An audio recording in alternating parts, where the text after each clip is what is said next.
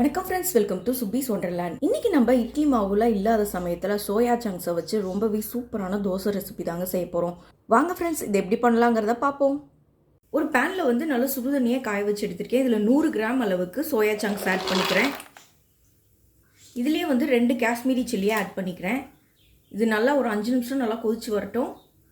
5 நிமிஷம் நல்லா கொதிச்சு வந்துருச்சு. இப்போ இதை தனியாக எடுத்துக்குவோம். இப்போ ஒரு மிக்ஸி ஜாரில் வந்து நம்ம வேக வச்சுருந்த சோயா சங்க்ஸும் அந்த வரமிளகாவையும் ஆட் பண்ணிக்கலாம். இதுலேயே ஒரு துண்டு இஞ்சி ஆட் பண்ணிக்கிறேன். 2 டேபிள் ஸ்பூன் அளவுக்கு ரவை ஆட் பண்ணிக்கிறேன். இப்போ இது எல்லாத்தையும் கொஞ்சமாக தண்ணி ஊற்றி அரைச்சி எடுத்துகிட்டு வந்துக்குவோம். இப்போ ஒரு பவுலில் வந்து நம்ம அரைச்சி வச்சுருந்த பேஸ்ட் எல்லாத்தையும் ஆட் பண்ணிக்கலாம்.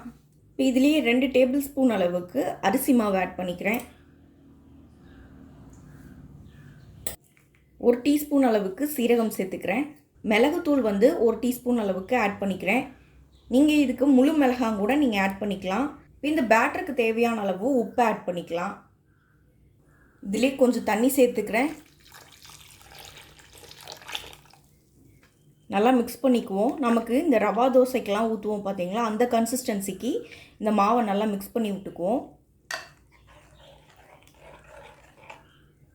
ஒரு கைப்பிடி அளவு கொத்தமல்லி கட் பண்ணி சேர்த்துக்கிறேன். இதையும் சேர்த்து நல்லா மிக்ஸ் பண்ணிக்குவோம். இப்போ தோசைக்கல்லை சூடு பண்ணிக்கலாம். இப்போ தோசைக்கல் நல்லா சூடாயிடுச்சு. இப்போ நம்ம ரவா தோசையெல்லாம் ஊற்றுவோம் பார்த்தீங்களா, அந்த மாதிரி நல்லா தண்ணியாக தோசை ஊற்றிக்குவோம்.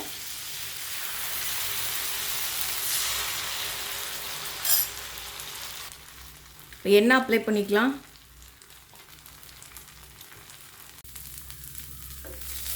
திருப்பிக்குவோம். ரொம்ப நேரம் எடுக்காது, குயிக்காக செஞ்சிடலாம். இட்லி மாவு இல்லாத சமயத்தில் ரொம்பவே யூஸ்ஃபுல்லாக இருக்கும் இந்த ரெசிபி. இப்போ எடுத்துக்கலாம்.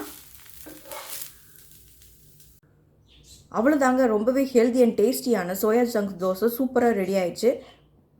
நீங்களும் இந்த ரெசிபியை ட்ரை பண்ணி பார்த்துட்டு உங்கள் கருத்துக்களை மறக்காமல் கமெண்ட் பாக்ஸில் தெரிவிங்க ஃப்ரெண்ட்ஸ். மீண்டும் இன்னொரு நல்ல ரெசிபியோடு உங்களை மீட் பண்ணுறேன். அதுவரை உங்களிடமிருந்து விடைபெறுவது சுப்பீஸ் ஒண்டர்லேண்ட். தேங்க்யூ.